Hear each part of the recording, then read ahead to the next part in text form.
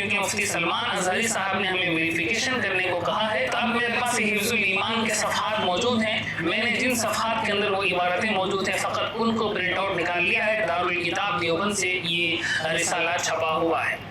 اس رسالے کے اندر بیسکلی مولانا اشرف علی تھانوی رحمۃ اللہ علیہ سے کسی نے سوال کیا کہ اللہ کے رسول صلی اللہ علیہ وسلم کو عالم الغیب کہہ سکتے ہیں یا نہیں. جواب میں کہا کہ اللہ کے رسول صلی اللہ علیہ وسلم کو عالم الغیب نہیں کہہ سکتے. اس کی دو وجہ مولانا اشرف علی تھانوی رحمۃ اللہ علیہ نے اس کتاب کے اندر لکھی ہے. پہلی وجہ یہ ہے کہ فرماتے ہیں کہ عالم الغیب ہونا اللہ کی صفت ہے. اگر ہم اللہ کے رسول صلی اللہ علیہ وسلم کو عالم الغیب کہیں گے تو اس میں شرک کا وہم پایا جاتا ہے, اس لیے نہیں کہنا چاہیے. دوسری وجہ مولانا اشرف علی تھانوی رحمۃ اللہ علیہ یہ بیان کرتے ہیں کہ اگر اللہ کے رسول صلی اللہ علیہ وسلم کو عالم الغیب کہتے ہیں تو اس کا مطلب یہ ہے کہ یا تو اللہ کے نبی کو پورے غیب کا علم ہوگا یا تھوڑے غیب کا علم ہوگا. اگر اللہ کے رسول صلی اللہ علیہ وسلم کو پورے غیب کا علم ہے تو یہ بات بالکل غلط ہے, کیونکہ پورے غیب کا علم اللہ کے سوا کسی کو نہیں ہے. اور اگر اللہ کے رسول صلی اللہ علیہ وسلم کو تھوڑے غیب کا علم ہے, اگر ہم یہ کہیں تو پھر تھوڑا غیب تو سب لوگوں کے اندر پایا جاتا ہے. مجھے چند چیزیں معلوم ہوتی ہیں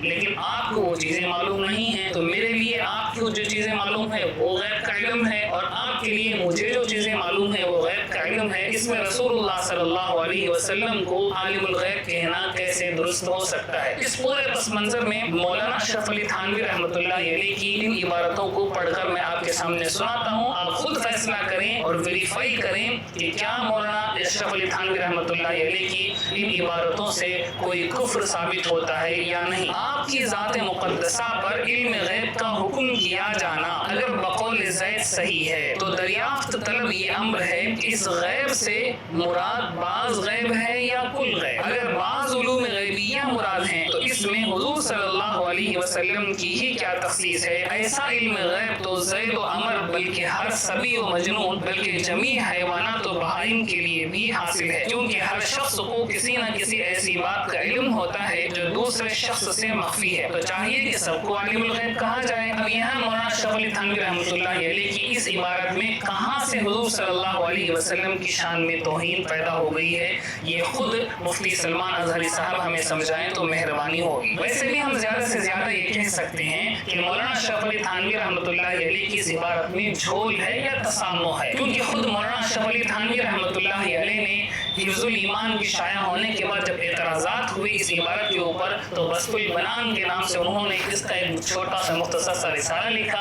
مولانا مرتضی حسن چاندپوری رحمۃ اللہ علیہ نے آپ سے سوال کیے تو آپ نے اس مضمون کو بالکل کھول کر واضح کر دیا. چنانچہ مولانا اشرف علی تھانوی رحمۃ اللہ علیہ مولانا مرتضی حسن چاندپوری رحمۃ اللہ علیہ کے سوال کا جواب دیتے ہوئے لکھتے ہیں, میں نے یہ خبیث مضمون کسی کتاب میں نہیں لکھا, اور لکھنا تو درکنار میرے قلب میں بھی اس مضمون کا کبھی خطرہ نہیں گزرا. میری کسی عبارت سے یہ مضمون لازم بھی نہیں آتا. جب میں اس مضمون کو خبیث سمجھتا ہوں اور میرے دل میں بھی کبھی اس کا خطرہ نہیں گزرا جیسا کہ اوپر معروض ہوا ہے, تو میری مراد کیسے ہو سکتا ہے؟ جو شخص ایسا اعتقاد رکھے یا بلا اعتقاد صراحتاً یا اشارتاً یہ بات کہے, میں اس شخص کو خارج اسلام سمجھتا ہوں. اب بتائیے مولانا اشرف علی تھانوی رحمۃ اللہ علیہ جس مضمون سے برات کا اظہار کرتے ہیں, جس عبارت کی صحیح تعویل خود سے پیش کرتے ہیں, صاحب البیت ادری بما فیہ کے مطابق وہ خود اپنی عبارت کی توضیح کر رہے ہیں, تو اب میں اور آپ کون ہوتے ہیں جو ان کی عبارتوں سے ایک غلط مطلب نکال کر ان کی ذمے لگائیں؟ یہ تیسری عبارت بھی